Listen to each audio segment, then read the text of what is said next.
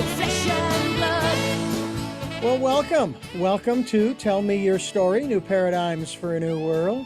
I'm Richard Dugan, your host, and here we are in our 15th year of these programs. It's been more than 15 years, probably 3 times that number that I've been interviewing and talking with people about where they're coming from, what they're doing. And today, obviously, for this program is no exception. We're going to be talking with a very interesting gentleman. He's got a book that we're going to talk about that really is, as usual, right up our alley. And Allan Hunter is my guest. Allan, I want to thank you so much for joining us here on the program.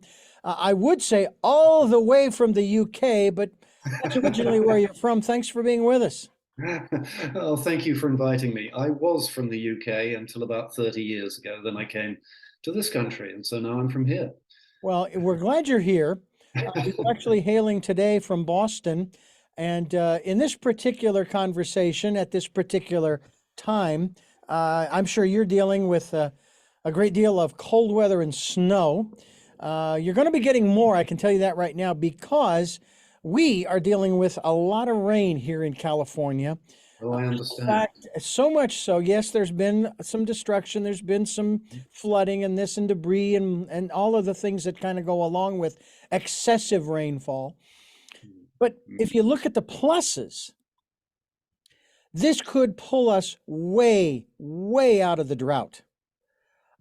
We have a lake called Lake Kachuma that only last week was at 33% of capacity. It went up 34 feet and is now at over 80% capacity as of this conversation. Now, as long as nobody pulls the plug in the tub, we're going to be good for a while. Yes, you can say this may be due to climate change and so forth and so on. We won't even get into that. But change is inevitable. And when we were having, I've lived here for almost 17 years, Allan, here in Santa Barbara. And when we were going through those wildfires and the dry periods with the drought, I said, it's going to change. We'll get our turn. Now, we're getting our turn now. It's a little more than we'd like it all at once, but still, we're getting our turn. Every part of the world goes through this that, that normally might have a fairly green, or in our case, I guess you might say Mediterranean climate. Surely, and that's the way it is with life too, isn't it? Especially in the context of the book that you are talking to us about today, especially in the context of stories we need to know. We're reading your life path in literature. We want to talk about how you came up with this concept in terms of this particular work, which uncovers 6 developmental milestones of personal development as revealed in 3,000 years of the world's finest literature. Now, I have to say, Allan, that you have probably read 100 times more of the classics than I have. I'm working on some of them. I still consider Stranger in a Strange Land a classic. I have not read, but I'm going to get it. If I have to get it on Audible, I will. Dante's Inferno. Oh, good one. Yeah. And I do have Ulysses by that great Irish author, James Joyce. And it's like, as I get older, there are even more classics. They're not being written by the dead authors. They're being written by new authors. And the public says, oh, this is a classic.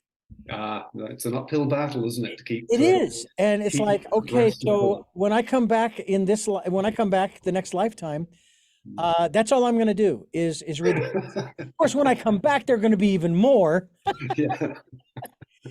Tell us how you came up with this concept for this book. It's fascinating. Well, this book is in some ways the key to what I've been doing all my life, and it's certainly the key to the other 12 books, I should say, that I've written. So let me roll it back a bit, and that is, I worked for many years with people trying to get them to tell their life stories and to find the story behind the story. So not just spilling the facts, but saying, well, why are these facts here? A bit like you just now, you said, well, all this rain is arriving. It's a bad thing, or is it always a bad thing? Let's try and figure our way around it. And there may be many responses. So it struck me as I was working with my clients that there was a problem, that they would be writing their life stories and they would generally cheer up immensely.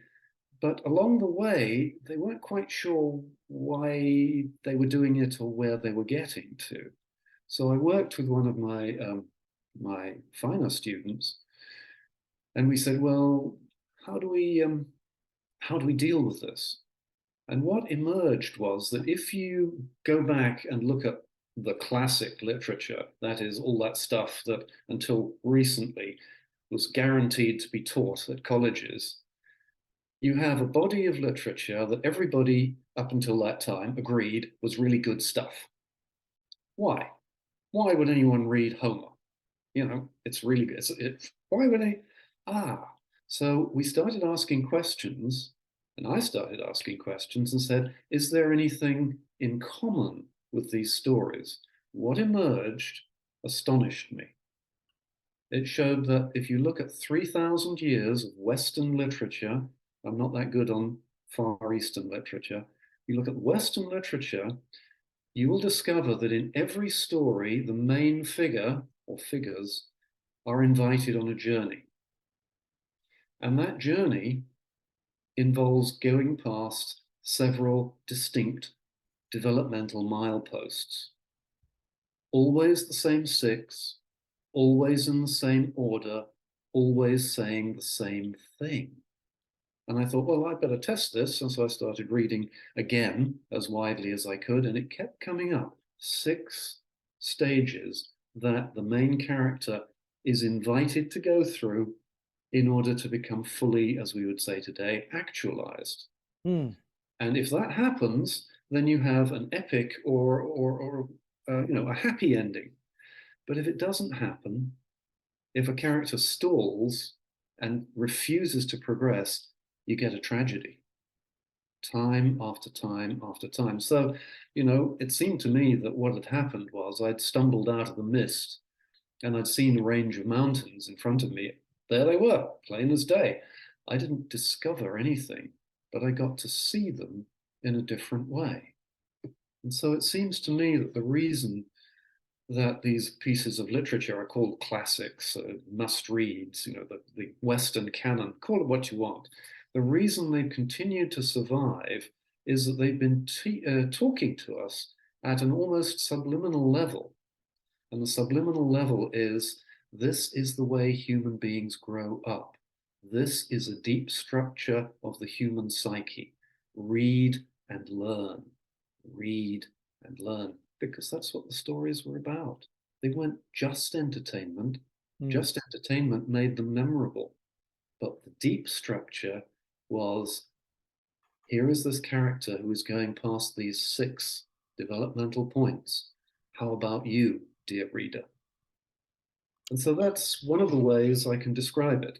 I hope that's not too abstract. I can certainly go into detail if you wish. Well, we will. We'll also go into detail of those 6 elements that you're talking about. It reminds me of conversations I've had with a dear friend of mine who I met back in, I want to say 2014. His name is Dr. Will Lynn. He is a doctor, has a PhD in mythology. Okay. We did a series of programs in, I believe it was 2015, called Mythosophia, exploring the depths of myth and wisdom. And we did a series of 12 programs, one a month, on different aspects of mythology. Some I hadn't even thought of before. I have to tell you, it was a great education. I should have my PhD now, but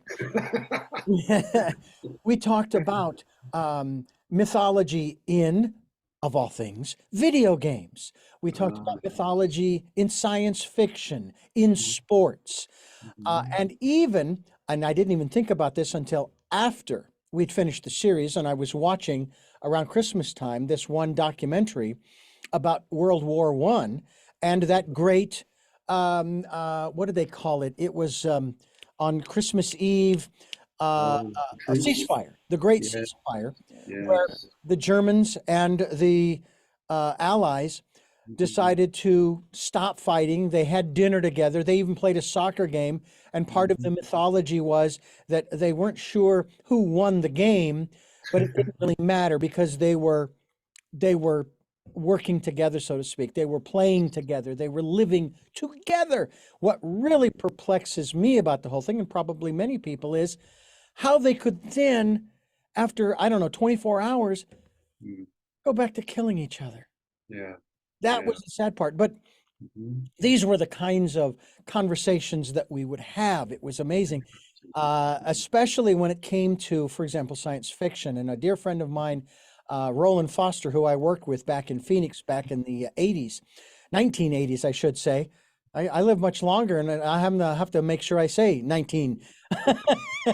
But he said to me during the television series Star Trek Next Generation, he says, Mhm. Star Trek Next Generation is our modern day mythology. Yeah, So I it is. started watching it from that perspective, and he was right. And it was amazing. Mhm. We're Mhm. talking with Allan Hunt, and we're talking about his book that we hope you'll get a copy of. It is called Stories We Need to Know, Reading Your Life Path in Literature. Going back 3,000 years, we'll talk about that as well. We encourage you to go to his website, allanhunter.net, allanhunter.net, and you are listening to Tell Me Your Story. I'm Richard Dugan, and it is a pleasure to have Allan Hunter with us here on the program to talk about his work. And I'm curious, first of all, Mhm. you say Western literature. Yes. Okay. Does Western literature only go back 3,000 years? Um, Pretty much, yes. I mean, what we've got before 3,000 years ago is very fragmented. So we have the Middle Eastern story of Gilgamesh, which is probably the world's first preserved long story. And it's a little bit fragmented, to say the least. Homer is where we peg our starting point. Those stories were repeated, um, presumably in performance, for many, many years before they were written down about 500 BC. Hmm. So they go back perhaps another 300 or 400 years before that. Before that, we can't be really sure what people had as stories. Although possibly in my work on fairy tales, possibly we have evidence of those fairy tales going back to and folk tales going back even further, but we can't be sure. So I like to start, as I say, I like to start with Homer and finish up even with Harry Potter. Interesting. When you mentioned Gilgamesh, it made me, it brought to mind, as I mentioned before, my Mm. friend Roland talked about Star Trek Yeah. Next Generation as our modern day mythology. And there was one episode, probably one of the most fascinating, and there were many, where Jean-Luc Picard, was trapped on the planet's surface with Mhm. an alien. Mhm. Now, the alien spoke English, but Mhm. only spoke in what we'll call metaphors Ah. that Picard could not understand at first Mhm. until he made the leap, realizing he's talking about, for example, there was one phrase, with his arms open wide. Mm. I forget the characters' names that this alien was referring to.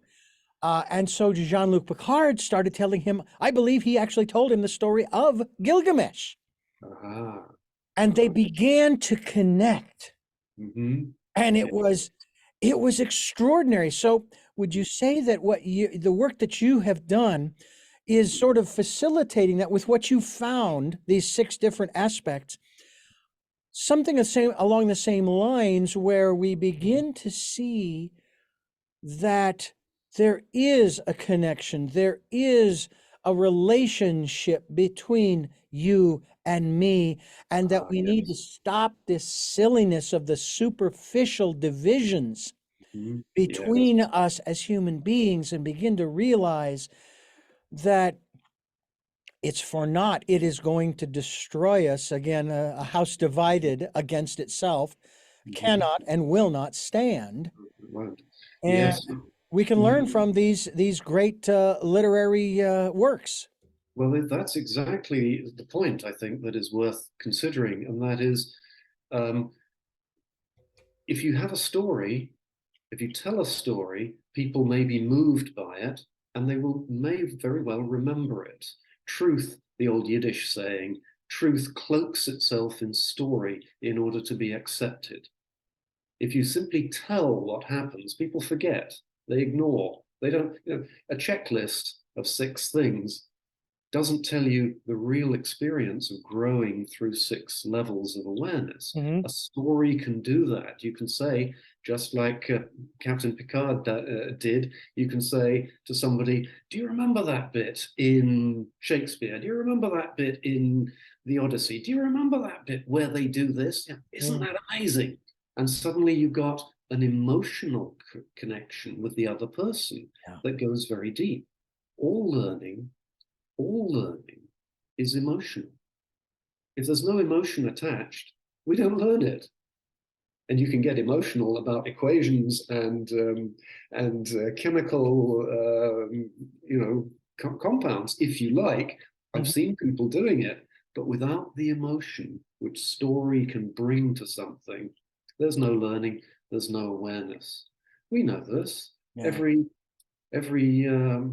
church, every synagogue, every temple that you can think of has a story attached to it and its particular religion, which they go through on an annual cycle. Yeah, it's interesting too how history repeats itself. As It you're does. saying this, I was thinking about the phrase, and I don't know where this comes from. You will probably be able to tell me about how Nero fiddled while Rome burned down. Yeah. And as soon as you mentioned those kinds of things, that brought me to the present, January 6th, Right. Right. 2021. The Mm-hmm. state capital, the nation's capital, the seat, the people's house, and so forth, Mm-hmm. and how the then president basically was Nero fiddling while Rome, in this case, the nation's capital, burned it down. It didn't literally, but it certainly could have. Certainly could And have. and Yeah. and again, I'm not trying to cast aspersions or be political or anything. I'm just these are the things that happened, Right. and it's like we keep repeating them. And then this year in Mm-hmm. Brazil, in In Brazil. Brazil, they Yes. did the Yes. same thing. Yeah. The people overran the nation's capital Mm. and said, no, no, no, no, no, we're not playing this game. Hey, if they can do it in America, we can do it here in Brazil, I guess. I guess. I- um, all I know is that it is fascinating how sometimes we choose to learn from history and Ah. sometimes we choose not to. Now, I have a question for you in that regard because I posed that very phrase. How Mhm. it's said that if those who refuse to learn from history are doomed to repeat it. Mhm. And my guest said to me, "Learn what?" Is that a valid question, or is that a naive question that's like, if you can't figure out what it is you're supposed to learn from history, then you're doomed to repeat it. It's a great question because it throws it back to us and says, well, what do you think there is to be learned from history? And most people don't even bother to ask themselves that question. They don't bother to say, well, is there something there that I can play with the ideas and look at it differently and see it differently? They don't bother with that. It's there in the news. Oh, shock, horror, gasp. They're telling me this. Shock, horror. Next day, same thing, different place. We don't pause for long enough to say, okay, people, what might be happening here, and how do we think about it?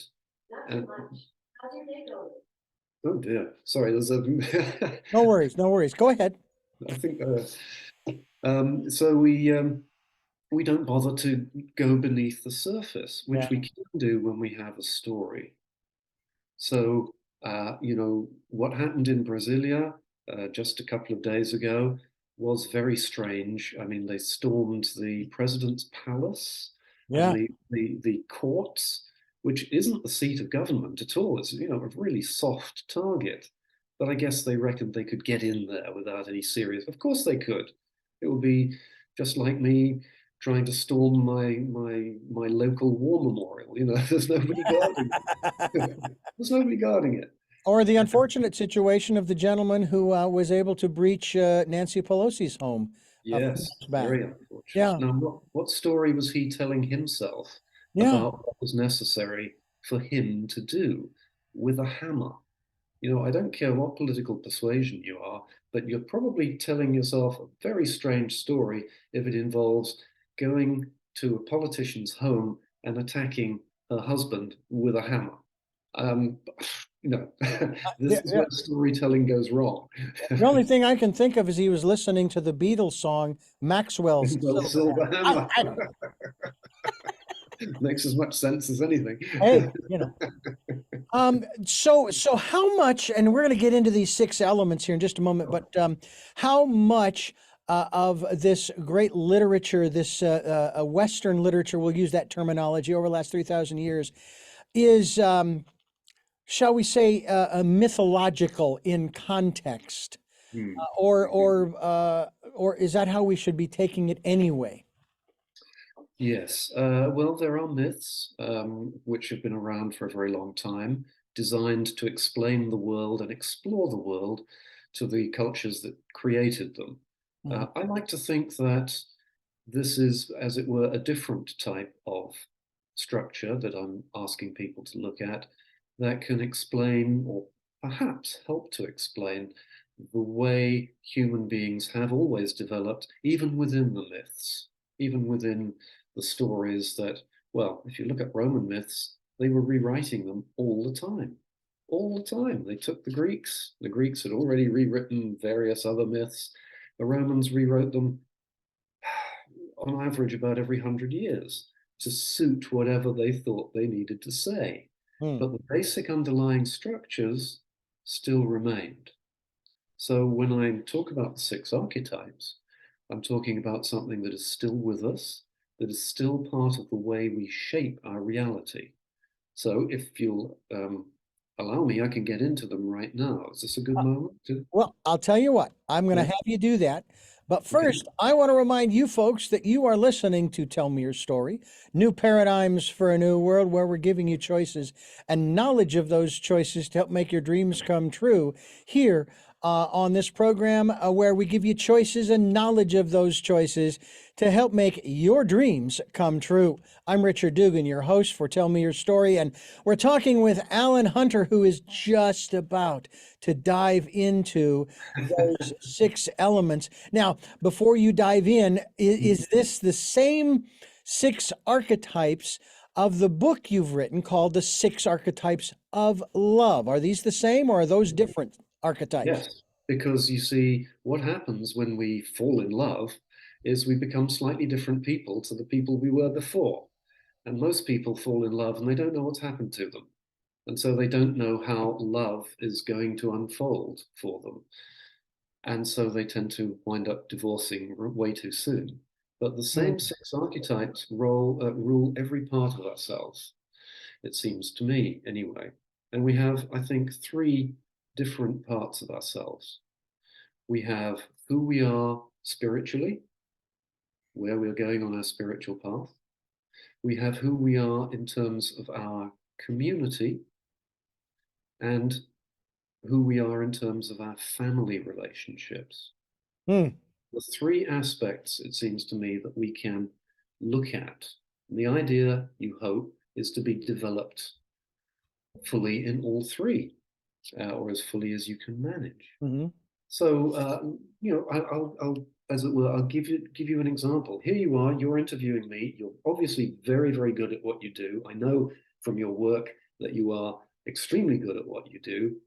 But as you said, you didn't start at this level of expertise. You started 45 years ago, I think you said. And when you started, you were probably a little bit, okay, how do I do this? You were learning on the job, I'm sure.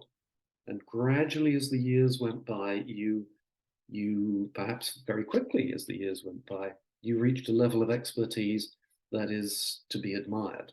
Wonderful.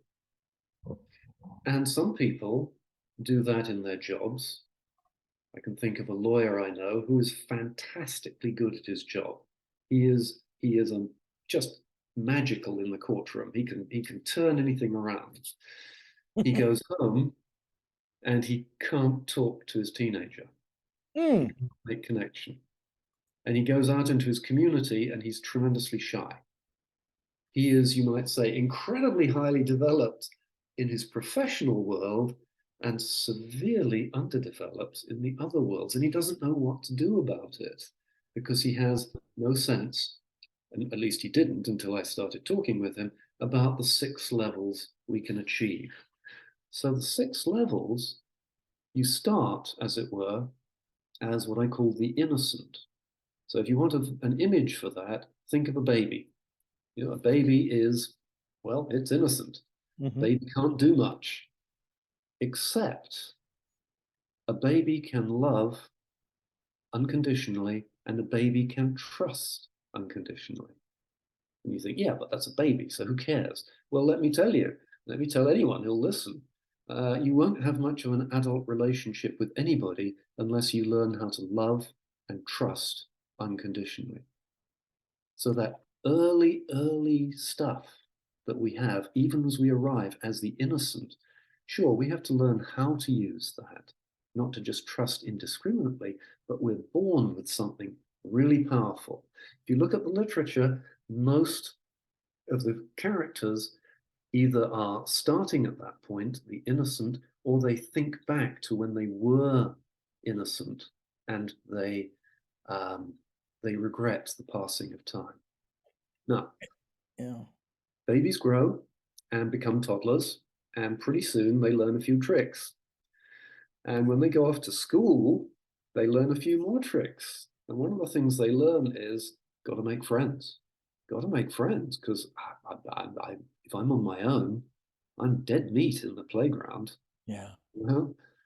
Kids learn this very fast, and so they make friends with all sorts of people. It's the same thing that happens when you get a new job. You go to a new office, you look around and say, well, I think I better make friends with people until I know who I can trust and who's an idiot and who is a good person. When you first fall in love, and God knows we've all fallen in love a few times, to begin with, you're a bit like a baby. It's all, wow, terrific, yippee. And then you start becoming like the kid going to school that I call the orphan phase. You start saying, well, how do other people do this love thing? How often do I bring flowers? Do I bring flowers? What do I say? What do I do? And we start looking around for other people to guide us. Orphan phase. Now that's great.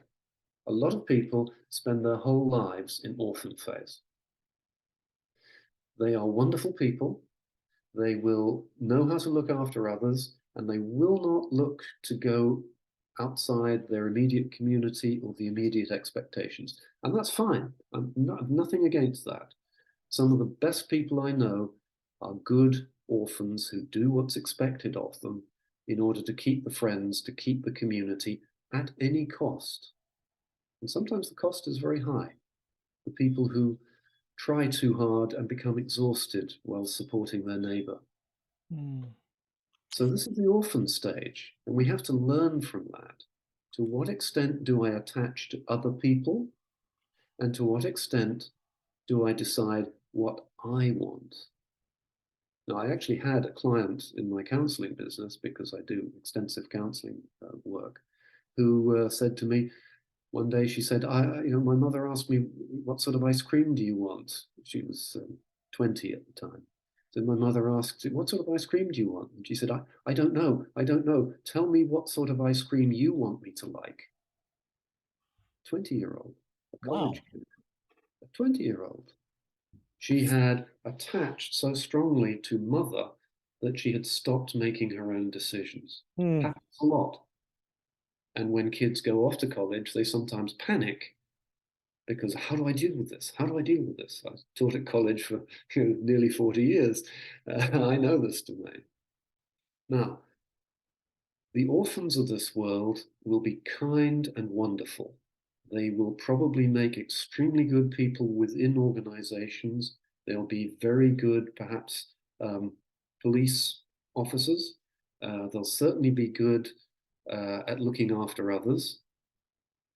And yet there's a negative side, because if you get someone who doesn't know what to do at the wrong moment, that person is a shoe-in for the local gang. Mm. If Mm. you're an adolescent and you don't have much money and you've got to attach to something because otherwise everyone's going to beat you up, you're going to join a gang or something. I've worked in the prisons. I know how this works. I've seen it again and again. In fact, I'll give you a quotation. There was one man who was in for 20 years, and I said, well, you you must have a bit of a history. And he said, yep. He said, turned out I was the only kid on my street who hadn't got arrested. So I figured I'd better go out and do something. Almost got arrested. You know? Oh man. Yeah, Wow. true fact. I won't give any names. That's Yeah. No, no, but no. anyway. No, we don't Now, know. what then happens is the conformism of the orphan is very comfortable, but not everyone's happy with that. This is a bit like a teenager who says, well, why should I take the trash out? You know, why should I dress like everybody else? This is the questioning stage. It can be really annoying, especially with teenagers, but I think it's a sign of emerging independence. I Yeah. call this the pilgrim, because the pilgrim in ancient times, in fact, still today, you can still go on the pilgrimage to the um, uh, Santa Maria de Compostela, um, San Ignacio de Compostela, I think. Santiago, I'm getting all the saints wrong. Santiago de Compostela. Sorry, it's 1,000 miles trek if you take the Camino today, and people do it in the thousands every year all throughout Europe. Oh yeah, I've heard of it. Didn't it go through Spain and Portugal? Am I correct? Spain and Portugal to right to the Finisterre, the ends of the earth. That's where it ends or begins.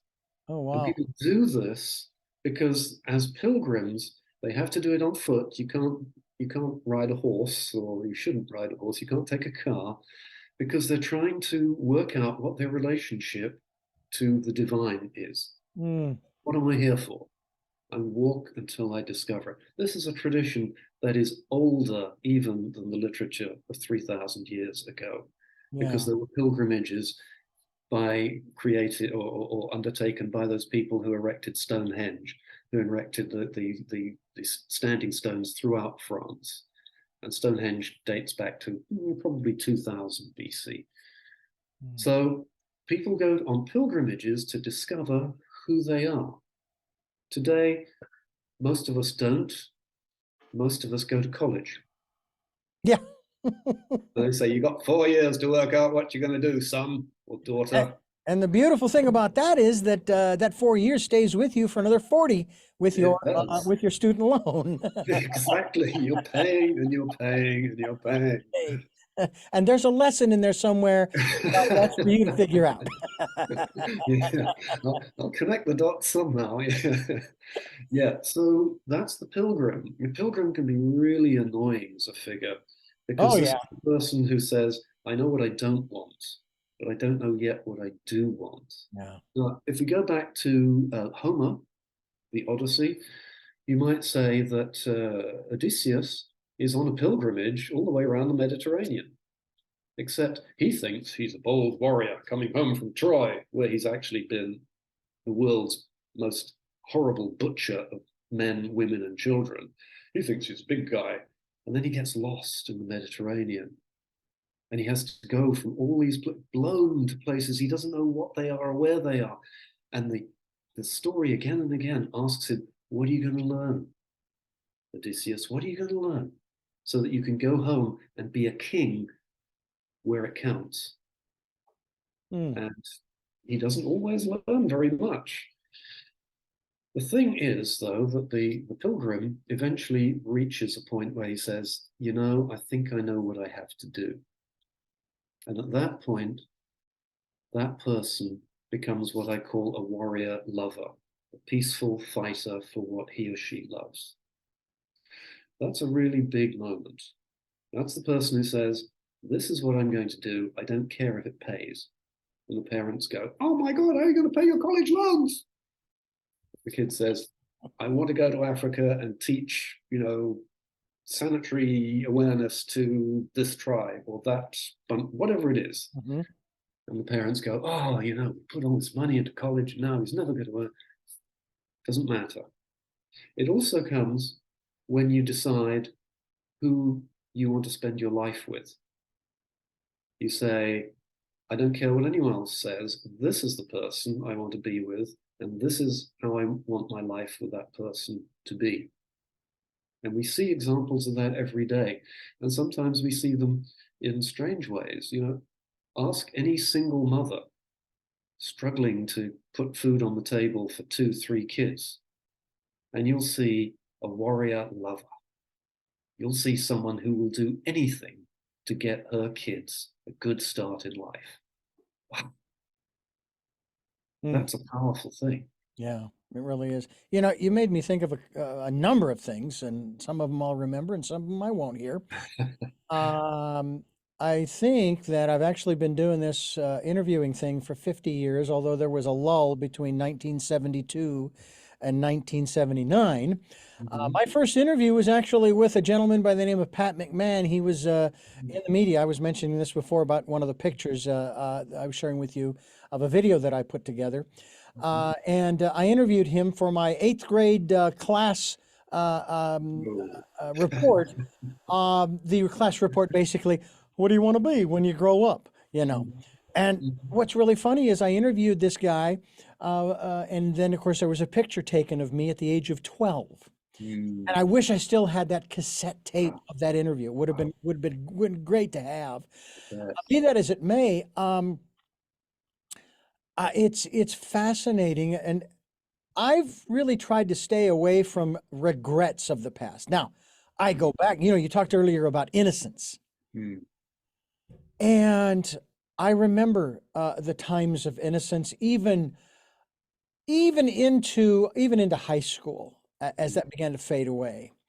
But how the way that I and my brother and sisters and neighbors and classmates grew up, specifically those who lived in our neighborhood, we ran the neighborhood. Now, we were not a gang, don't get me wrong, but we played in everybody's yard, not backyards, unless we had permission, but in the front yards. And on my street, our street was Hubble, Hubbell. I'll never forget it, of course.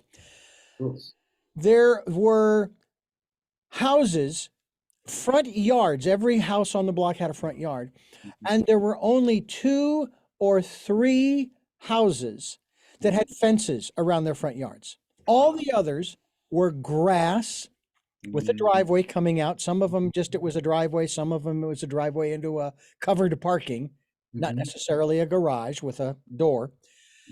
And we would play kickball, and the diamond was in my parents' front yard, to my father's consternation, because he was always trying to grow things, trees in particular.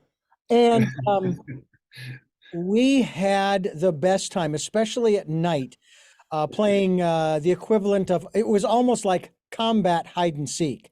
We weren't trying to hurt anybody, but it was like almost a military exercise to not get caught. And and of course, when you heard mom or dad saying, hey, it's time to come in or whatever, we went home. Right. And we weren't worried about traffic. We were lucky at one end of the street was a T section. So if someone came around the corner, they were coming around usually very slow. So we had plenty of time to get out of the street. And it was marvelous. Now, if you were to Google Earth this street today, I think it's 100% of the yards now have fences or brick walls around them. Yeah, what a loss. Yeah. But I go back to those times. I remember how my brother and I used to sneak out our bedroom window. Now, we only had a single level home. We would sneak out our bedroom window, and there were these big bushes with rather thick limbs, and we could actually climb onto the roof of the house. Oh, wow. We had a pine tree in the backyard that my father planted in 1959 when they first moved there, that was large enough when I was 12 or 13 or maybe a little younger. that we used to climb, and my father hated it. So eventually, what he did was he cut all the limbs off up to about 12 or 14 feet. Bear Oh, in mind, this tree was 30 or 40 feet tall. yeah, yeah. So, it's like I reminisce about these times and I think, wow, what a great time to be alive. And yeah, it Yes, would be nice to go back, yes. but at the same time, I'll go back in my mind with those emotions, Mhm. camping out in the backyard with my mother's Indian blankets to Mm, her consternation. yes, I bet. Um, Yeah. and then I think about, say, the last 30, 40 years, going through one marriage and a divorce, and I'm in another marriage. Mhm, And then a lot of the lessons that I've learned over the years. mhm, And there's one gentleman in particular who knows me fairly well. I've known him for, well, 16, 17 years since I moved here. And he says, I'm amazed at what you've been through and the things that you do. He says, and I say this only to have you to talk about this from from an objective observational perspective. He said to me, he says, "You really walk your talk," and mm, I'm going, "What? mm. Seriously?" Because I there are see. times when, you know, I wonder, Mhm.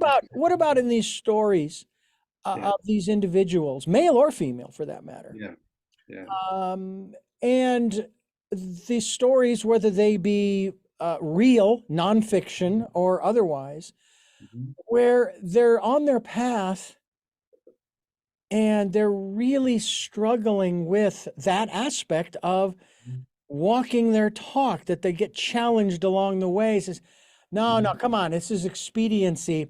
And I will tell you, what just flashed in my mind was Kevin McCarthy on the House floor during this yes. past week of Mhm, trying to become Speaker of the House, and thinking, what are you doing? yes. Let it go. Yes. But there's too much ego involved. There's too much Exactly. pride, Ex- and too much. As a matter of fact, on the 14th vote, I remember after the 14th vote, there was a little. It looked like British politics in Parliament.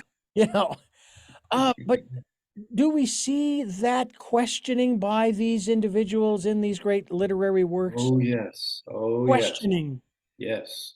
Because over and over again in these stories, the main character faces difficulties which he or she can question and wrestle with, or there's always the temptation to just, oh, step back and do whatever is expected, do whatever the crowd says. That's the pilgrim who's asking the difficult questions, giving up, perhaps, or just stepping back and saying, I can't manage it. A really good example of that would be perhaps every one of the classic detective stories. In the classic detective story, the detective begins, she doesn't know anything, innocent, but rapidly becomes what I call an orphan, Mm, because the problem is there before them, and they say, okay, how do we deal with this? And the police are there, and the police don't really like the detective, etc. And the police frequently try to warn the detective off. In other words, be a good boy and do what we expect you to, which is what the orphan's expected to do. Be mm, a good. What then happens in the detective story, whether it's on Netflix or the movies or whatever, is the detective tends to say, I'm not giving up. And this is Dashiell Hammett. This is all of those stories. And the detective goes on ahead as a pilgrim. And then at a certain point, the detective, the investigator, comes up against somebody who says, either you give up or we're going to send you to jail or take away your license or whatever. Classic yeah. whodunit. And that is a decision point. If the detective at that point says, oh, this is just too much trouble, I really don't like it, I'm going to go home and have a cup of tea, you don't have a story. Yeah. But that's the point when the detective, if he or she is worth anything, steps up and says, I don't care what anyone else thinks. I'm going to solve this because the truth is important to me, because it's important to catch whoever did this. And that's the Maltese Falcon, right? One of the great classics of detective literature. There's another one I got to read. Oh, it's a good one. Well, watch the movie. A fantastic Oh, movie. there you go. Humphrey Bogart, really good. Hmm. So when that happens, when the detective decides to become a warrior lover, it's not for money. It's not for gain. It's because the truth is more important. It's that sort of moment when, in every movie, the hero says, "I don't care what you do to me. I'm not giving up." And we have that in reality too, because we'll have reporters who unfortunately will lose their lives Yes. because they want the truth told. They want the truth shown. My own best friend, actually, a reporter for BBC, not BBC, ITV Channel 4 in Britain, was killed in Iraq Hmm. because he insisted on going back to try and tell the tale. He was assassinated by basically terrorists. They threw him off the top of the building. Hmm. He cared more about that, you might say, than his family, because his family were not terribly well provided for. But that's a whole other story. So there are risks. There are very powerful risks. Almost every story that you'll see that is an adventure-based type of story from Hollywood, from in the popular press, has that moment when the warrior lover emerges and says, "I'm going to do it anyway, full steam ahead." Mm-hmm. Now, this can also be, in a more domestic sense, I work with a lot of teachers, and a lot of teachers burn out, especially inner city teachers. They usually burn out in about 4 years. So they've gone to college, they've got their certifications. 4 years later, they're toast. They say, "I can't do this. It's too hard. It's too much." Mm-hmm. Some persist, but all of them reach a point when they go, "I don't know how much longer I can do this." This can be the moment when they give up and they say, "I'm going to go and work at Starbucks." And I call that going back to orphan phase. Or it can be the moment when they say, "I'm burned out." So what? It's just burnout. That means I have to use what I've got differently.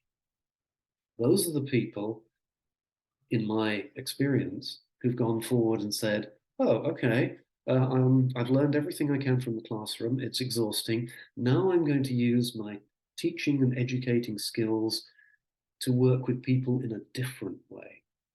Yeah. Some of them have gone on to run tutoring agencies or to be consultants or whatever.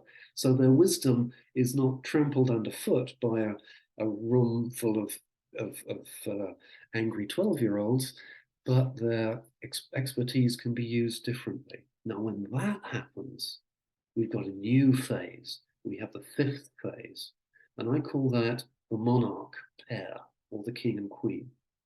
Why do I call it that? Well, because a king and a queen, ideally, and I'm not talking about the British royal family, who seem to be making a mess of everything. Ideally, a king and a queen have to work together.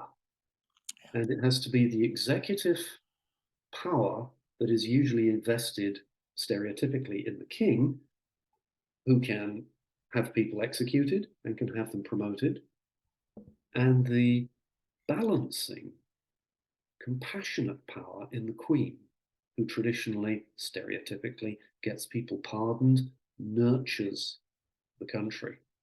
We have to have these two aspects in each of ourselves blended. Now, what does that look like? I've seen lots of families where kid does something wrong and mum says, "Wait till your dad gets home." You know? And dad comes in and says, "Well, you're grounded forever," or whatever it is. No, no, no, no, no, that doesn't do it. That doesn't do it. Mum stands in the corner going, "Oh, you poor thing, you're surely not grounded forever." Oh. No, that's a family that hasn't got it quite right. Yeah. There's too much power on one side and too much compassion on the other. Yeah. Each parent needs to be a balance of both. Each parent needs to be able to say, "You know what? I don't think you need to stay home today and take a mental health day. No. That's the compassionate side. And on the other side, same parent needs to be able to say, I know you don't like it, but you got to do it. Yeah. Do it anyway. I think my parents had that balance. I think of when I was very young, I lost my pet stuffed pet rabbit. Couldn't Uh, find her anywhere. And uh, I still remember this. My father was consoling me outside in the carport, mhm, and so forth, and eventually found it. mhm. Another incident, and my mother and father could wield the belt quite sufficiently, but they also could be quite compassionate. So they had that balance, and I give them, I mean, just so much credit. My father will be 92 this year. My mother 89, Goodness, and goodness. they've been married. They'll be married 66 years this June.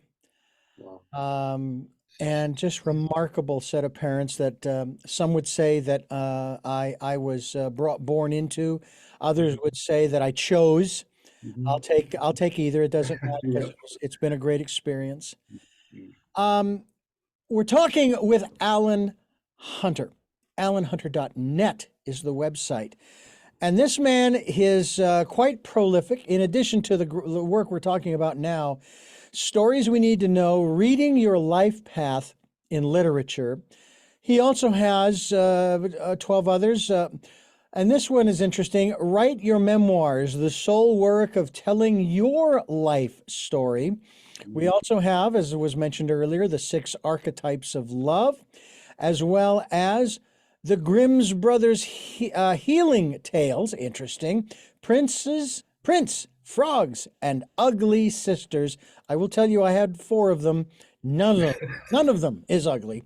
Um, we also have the path of synchronicity. That's a fun one in terms of the just the concept alone. Spiritual hunger, gratitude and beyond.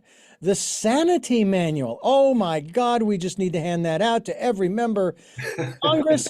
Life passages.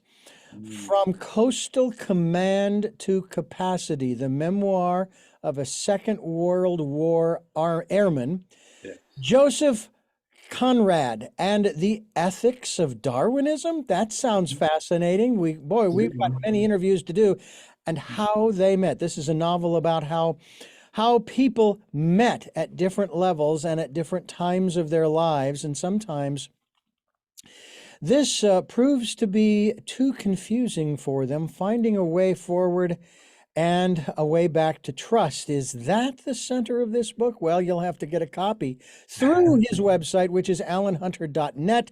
Allan Hunter is my guest here on Tell Me Your Story.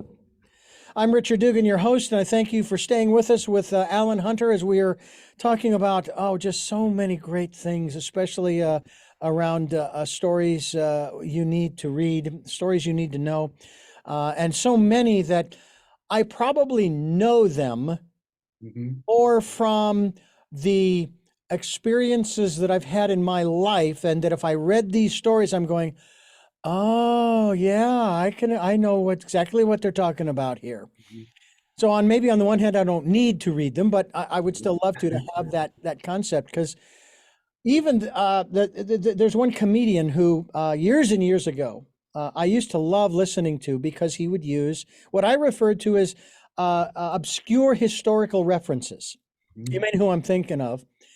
And I said, and they're only obscure because I don't know about them. But to me, that's important when people start using these metaphors. Going back to what we talked about earlier with Star Trek and that one particular episode where the main characters, were speaking in metaphor of their culture, of Yes. their planets, was fascinating.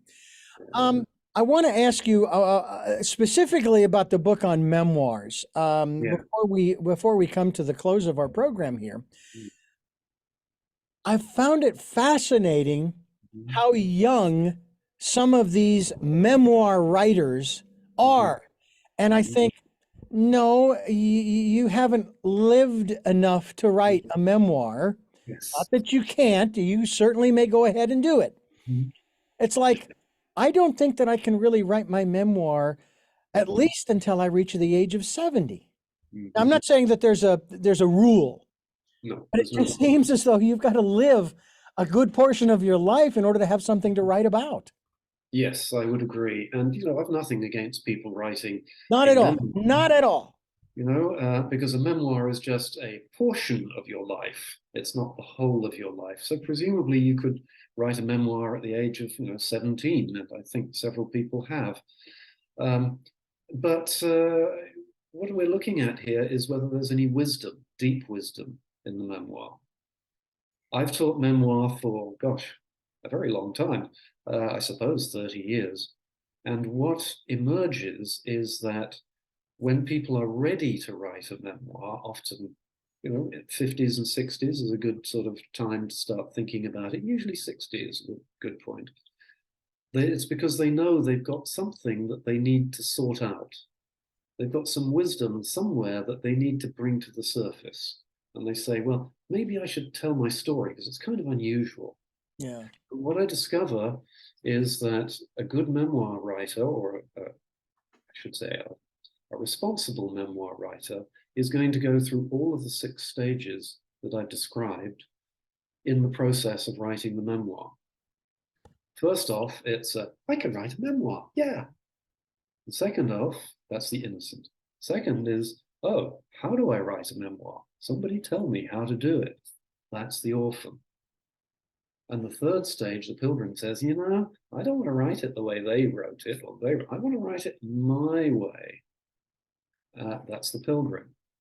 And the pilgrim finally gets to the point where he or she, usually it's a she actually, women are very interested in writing the memoir, where the writer says, this is a story that has to be told because, for whatever reason. Mm. That is the warrior lover saying, I want to write this memoir so people can understand what it's like to be Black growing up in Roxbury, what it's like to be Native American Indian growing up on a reservation or whatever.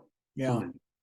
Gradually, though, they begin to discover that this fourth stage, the warrior lover, is not the fullness of it. They say, oh, right. When they make it to the monarch level, they start to see it's not just me that's the center of this story. It's a bigger story. It's about how human beings got to this place and what we can do to change something that could be tragic. Yeah. That's the king and queen, as it were, trying to keep the realm functioning. And beyond that, actually, there is the 6th level, which I call the magician. The magician is not the magician that you would imagine, perhaps, someone who has a magic wand who goes bling, and Mm-hmm. everything changes. And I think this is where Harry Potter's stories got it absolutely right. The magician doesn't and can't change anything fundamentally. You can turn somebody into a mouse for a while. But you can't fundamentally change the nature of that mouse, as we Yeah. discovered, of course, in the stories, or that person, or Voldemort, or whomsoever. What the magician does is changes the minds of those who want change to continue. So Dumbledore, as those of us who know the Harry Potter stories will recognize, doesn't make it to the end of the series. He dies, but he doesn't need to stay alive, because by letting his young people at Hogwarts learn about magic, he's discovered that they are ready to take on the work that is necessary to contain evil. You can't get rid of evil. No. J.K. Rowling is very good about that, but to contain the evil so that it doesn't harm quite as badly. Yeah. That's the magician. And you say, oh, well, that's great. How does that work in real life? It works very often. I'm a grandparent. I can't run around after my grandkids as fast as my daughter and son-in-law can. But because I have a loving connection to these kids, if they're misbehaving, I know a trick or two about how to change the energy so that they start behaving again. Hmm. I'll say, "No, you don't need to do that. You can do better than that." And they go, oh, yes. And their own energy changes themselves. I just remind them. Yeah. It's like the team coach. The Mm-hmm. team coach doesn't play on the field. The team coach says, move that guy over there, take that guy off, put that guy, and see what happens. Mm-hmm. And the energy of that is terrific. Yeah. I used to work at Curry College, and they had a really terrible football team. It was just awful for years. I'm sorry, guys. It was sad. And then at one point, about must be probably 15 years ago now, um, one of the former Patriots players, a very very good football player, and he'd been in coaching, was hired by the college, and he came onto the field and he looked at these same bunch as last year and the year before, same sort of slightly lame bunch, and he didn't give them long lectures. He didn't make them run around the field until they had muscles the size of brontosaurus's kneecaps or anything like that. He saw what they had and said, how do we use this better? How do we make this better? The first year, the first season he was in charge, they started winning games. And everyone went, oh, wow, this is amazing. The second year, they won 3/4 of their games. The third year, they were on their way to the state championships. Hmm. He didn't handle the ball. He didn't go onto the field and make it happen. Right. He was able to mobilize the power that exists in all of us. Mm-hmm. Now, to some extent, we've all got bits of that. You've got this. I mean, here you are. You have what it takes to run an interview at a very high level. And you know how to handle that because you know how to make the magic happen. Not everyone can do that. Not everyone tries to do that. Yeah. But when we know we can do that, that's when we come into a full awareness of our power. And so these 6 stages, you're required to, as it were, learn every lesson, go through the stages in order, never slip back. And then, if you're lucky, for just a few minutes, every couple of weeks, you can work the magic. I have found it fascinating how, when, as you put it, the magic has worked, you're usually not aware of it until either A, you're in the middle of it, Mm-hmm. but you are so involved, you're so in the zone that you don't really think about it per se. It's just flowing, it's just happening. It's Then when you get to the other side, you come out the other side of that and you look back and go, wow, that was incredible. How much time went by? We mean 3 hours. It was just only 10 minutes, Yep, that's you know? exactly it. Yeah. It reminds me of something I saw in the documentary about ayahuasca, where one gentleman, he had his experience and he came back and he was sharing this in the video in the documentary. And he says, yeah, I did this and this and this and this and this. And when I woke up, I asked, how long was I gone? He said, 2 days. So, what? It was only 10 minutes. It was only Yeah. 10 minutes. So it's quite extraordinary. And I have to say that I've been the recipient of this magic over the years, and grateful for it, as well. Allan Hunter's my guest, and we are talking, oh man, we're just talking about a lot of great stuff here on the program. allanhunter.net is the website that I want you to go through. He's published 12 books so far, and and basically done more than 100 radio and media interviews as well. Coaching is one of his things, and you can contact him as well. Experience, well, he's been doing this his whole life with nearly 40 years of experience working with people ages 17 and up, a professor emeritus of literature at Curry College, who had a horrible football team. By the way, I understand that MIT's got a rotten football team too. Oh, That's another story for another day. that's another story.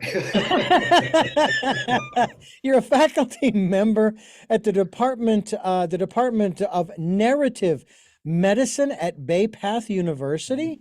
Now, what is narrative medicine? That's Uh, fascinating. Basically, it's using writing, narrative, and storytelling in order to cure what ails you. And it's very, very good for removing anxiety, depression, all kinds of psychosomatic and actual somatic ailments. And so that's one of the things that I've been doing. And I have some very specific techniques that I use, which are all writing and visualization based. And they help people to get in touch with, well, the real story, not the Absolutely. story that they've been telling themselves, but the real story. And that's what we're talking about here on this program with Allan Hunter, allanhunter.net. And this is Tell Me Your Story. I'm Richard Dugan, your host, and it is an absolute pleasure, an absolute joy. The magic has been happening in this program because we have been, it's like every time as you use the example of changing out players in a sporting event, you change the dynamic Yes, on yes, you the do. field, if you will, on the playing surface, whatever it may be. Mm. You can't really do that so much with some of these solo sports like singles tennis or golf, that kind of thing. But I was watching. I was watching. I don't watch. I'm not a big hockey fan. Okay, but it has elements of soccer in it that I liked. So I'm watching this game with a friend of mine who put me up for a night when I couldn't get home during this rainy season we've got going, and he tells me that each team Mhm. switches out a player every 45 seconds Wow. because it's so fast paced that Mhm. you get exhausted and you've got to change it up. You've got to do that. So the dynamic on the ice is constantly changing. Yes, It's yeah. amazing. And it's very fast paced. And Mhm, these mhm, gentlemen are incredibly talented. And I can't mhm, believe how they maneuver, not just the stick, as they call it, but the mhm, skates and how they move and shift and I just do all the things that they do. I mhm. mean, uh, it's hockey is ballet on ice, in a Oh, manner of yes, speaking. it's It's just extraordinary. Yeah, incredible. yeah, But it's really true. If you can change the dynamic, yeah, if it's singles, then you change your energy. That yeah, changes the dynamic on the playing surface. precisely so. Yeah, yeah. It can be incredible. I want to ask you before we wrap this up. Mhm. You say you've been doing this your whole life. Yeah, feels like it. Yeah. Are you saying that when you popped out the womb? So when did you first realize that this was the direction. This is my path. Mm. It's one of those things that dawns on you fairly, fairly quickly, I think. Around about the age of 12, I started reading as a way to try and work out how other people dealt with difficulties. So I would find stories of people who dealt with difficult situations. Mm. And I thought, oh, okay, so this made me feel less alone, less of an orphan. I continued reading stories in school, and I was very fortunate to have actually a very gifted English teacher who's now dead, but he was kind of a legend in his own time, kind of a magician in his own time. Mm. And he was able to let me see that stories, no matter where they came from, whether they were, George Eliot or Shakespeare or Jane Austen, they were essentially about some sort of journey being undertaken. And something had to be learned. What had to be learned? And was it life enhancing or was it something else? All the good literature seemed to be life enhancing, apart from the tragedies. And so gradually I said, well, I want to be a teacher of literature. That's why I wrote the book on Joseph Conrad.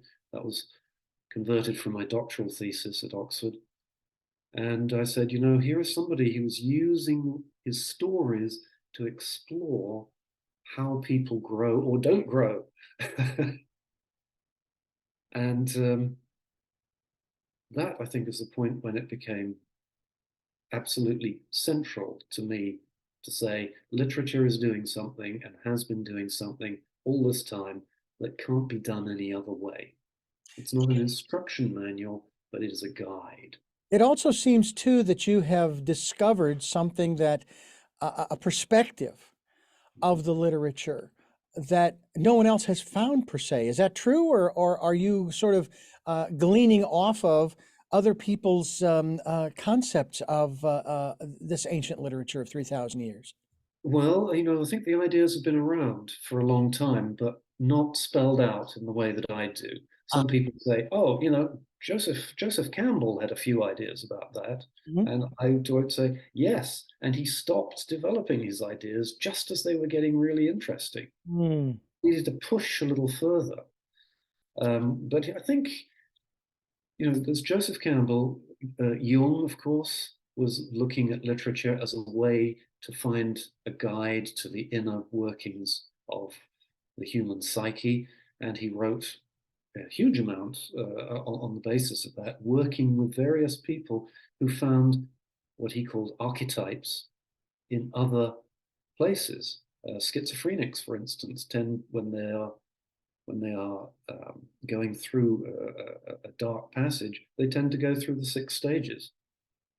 And Hmm. they may not be able to write about it, but they can usually draw pictures about it. So Yeah. this was sort of bubbling around, and I thought, nobody's bothered to look at literature in this way. I wonder whether there's more. Yeah. And suddenly it became evident there was a lot more. So discover? No. You know, there was a range of hills beyond the mist. I just happened to walk through the mist and say, oh, look at Yeah. that. And I mentioned Stranger in a Strange Land many years ago. I bought the real thick, hard copy, not hardcover. Yes, And I started trying to read it, and it was just, I was like, oh, I just really struggled yeah. to get through the first few chapters. Then I found it available on Audible, and I read it, and I went back and forth over sections and so forth. The narrator was great with the voices. First of all, I loved the story. It is so fantastic. I hated the ending. No spoiler here. No spoiler. I wasn't fascinated, but then I realized, even though I hated the ending, that there was really no other way they could have ended it.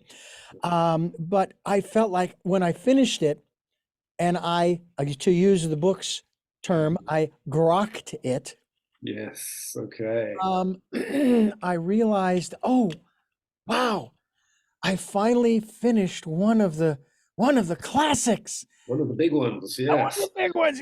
So next on my agenda is that 24-hour period in Dublin, Ireland, written by James. Ah, It's called yes. Ulysses.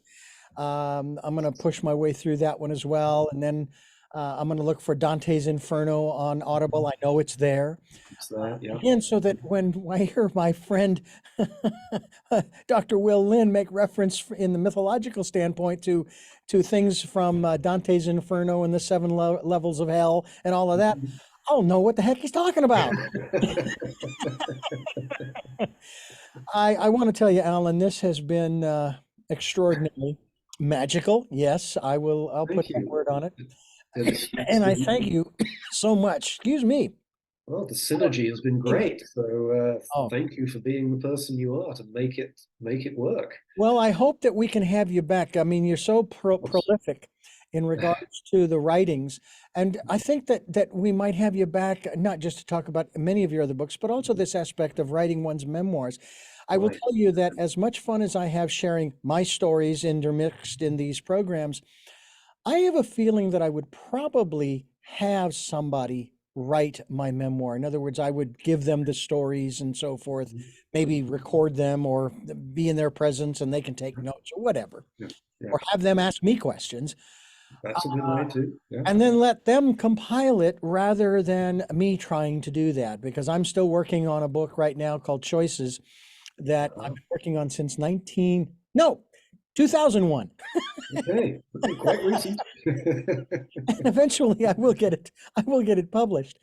I believe in divine right timing too, so it'll come Yes. out when it's time. It'll come. It'll come. But Mm. I'm looking forward to doing that because there are so many things Yeah, when I do these interviews, these thoughts that come up, like I mentioned earlier, yeah, and yeah. Great thoughts. Great it's thoughts. fascinating, it really is. Well, Alan, I thank you so much. I do have three final questions that I do Yeah. ask you, but before I ask those questions of you, Mm. I want to thank you for listening to and watching Tell Me Your Story. New paradigms for a new world, as we're giving you choices and knowledge of those choices to help make your dreams come true. Sundays at 7 a.m. and 7 p.m., Monday mornings at 1 a.m. and 9 a.m. on Wednesdays. That is our special edition of Tell Me Your Story. We're streaming live at those times at richarddugan.com. We have podcasts at SoundCloud, iTunes, TuneIn Radio, Spotify, Stitcher, Player FM, Blueberry, iHeartRadio, Amazon Music, a whole bunch of other locations on the internet, too numerous to mention. We are on YouTube, where we have the video. You can watch these interviews, and we hope that you'll subscribe, or at the very least hit the notification button so that you can be notified every time a new interview is posted. We also ask that if you can support the work we're doing, we have a PayPal account. It is there for your security as well as ours. When they ask you for an email address to whom to send the contribution to, the support to, it's Richard at richarddugan.com. That's Richard at richarddugan.com. And we'd ask that you spend some time during this, the decade of perfect vision, the 2020s, going within and listening to that still small voice. Now, there's an area, Alan, that we didn't get into. And every time I get to this point in the program, I'm going, darn it, I'm going to have to go back to talk about that aspect of intuition as it might be mentioned in some of these classics. Yeah. But we ask you to spend that time listening to that still small voice, especially now, especially with some of the hard times that a lot of people are facing, primarily due to nature and what Mother Nature is putting out there. We'll make it. We'll make it. Just hang in there. But it wouldn't hurt to spend a little time in that quiet space. With all that said, Alan, as I said, three questions that I ask, they've changed Sure. for the years. Mhm. But this one will always remain, at least I believe it will. And that is, who is Alan Hunter? Allan Hunter is a person who is passionate about exploration of the deep psyche, and also passionate about getting people to live the best life they possibly can. I do it through writing. What is your life's purpose? Oh, well, I think that's also covered in part one. My life's purposes are threefold. My life's purpose is to be the best counselor and advisor I can be. My life's purpose is to tell my own truth in all my writings. And my life's purpose is to be the best grandfather I possibly can. Mm. These four little girls who run around and make life so wonderfully chaotic. Our final question. What was your best day? Oh, my best day. Well, isn't every day one's best day?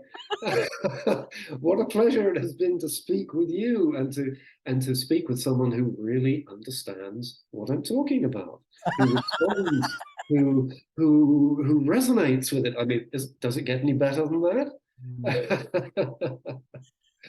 Well, Alan, once again, thank you so much. It's been a pleasure, and we will have you back Oh, thank because you. of I'd be some of the other happy. works and studies that you've done, that you've got in book form. And we encourage people to go to your website, allanhunter.net.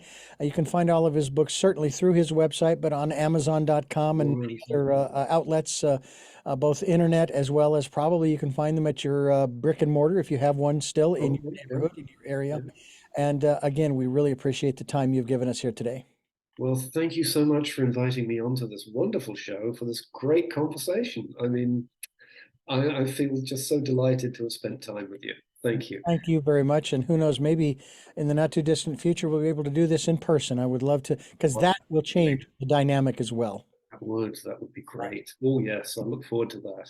Until our next broadcast, ladies and gentlemen, I'm Richard Dugan. This is Tell Me Your Story, New Paradigms for a New World. And we're giving you choices and knowledge of those choices to help make your dreams come true.